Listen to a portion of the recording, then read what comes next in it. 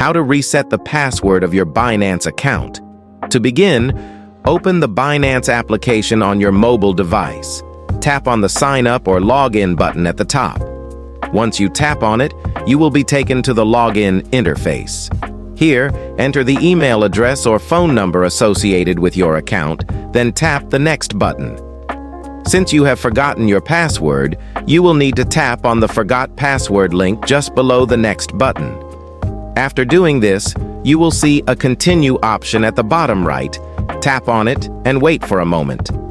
If you have enabled two-factor authentication, 2FA, you will need to enter the code generated by the Authenticator app in the designated field. You can also switch to another verification method by tapping on the Switch to another verification method link below the Submit button.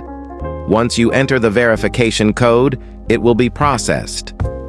After successful verification, you will be prompted to create a new password for your Binance account. In the text box provided, enter a new password, ensuring that it meets all the security criteria for a strong password. Once you have created the password, re-enter it in the confirmation field. Finally, tap the Confirm button, and you will see a message indicating that you have successfully reset your Binance password. And if you liked the video, give it a like and subscribe.